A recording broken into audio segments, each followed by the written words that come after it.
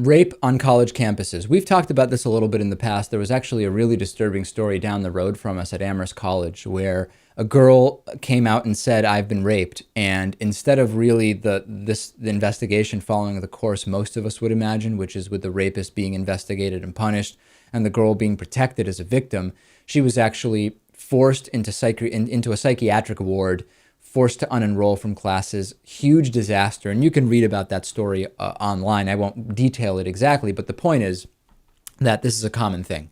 Universities and colleges really struggle and do everything they can to keep sexual assault and rape outside of the formal law enforcement establishment. It would be bad for public relations. It would be bad for everybody, is the point of view of many of these schools. Jezebel is reporting about Yale University's new report on how they're handling sexual misconduct.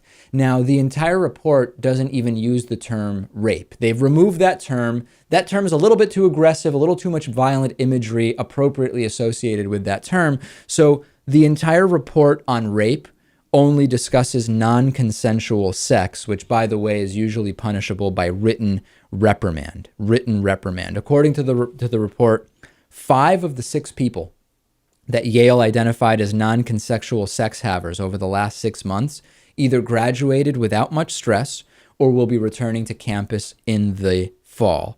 So this is very, very concerning. Not every school does this. Some schools, like for example, Duke University recently revised their sexual assault guidelines, and starting in the fall, the preferred disciplinary sanction for students responsible for sexual assault will be expulsion. At the same time, Yale is recommending counseling and writing reprimands.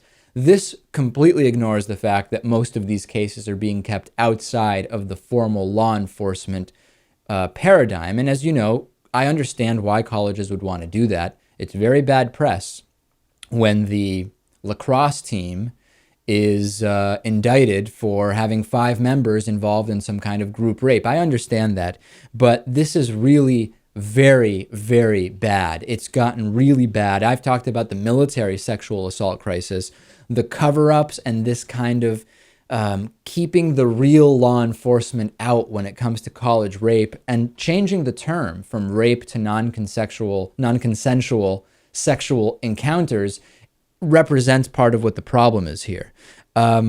Students need to know to call the regular police. Now, I understand that in some parts of the country, the local police are in great part bought and sold by the universities that bring in the lion's share of whatever types of small business revenue to the restaurants around the university. I understand that. But students need to know regular, real police. Many university security departments aren't actually police. Some are, but they are still within that university paradigm. And we just have to be telling parents to tell their children, if something happens, let the school know, but let the police know as well, because that is the number one way in which these issues are being kept out of actual law enforcement hands, and it's a huge, huge concern.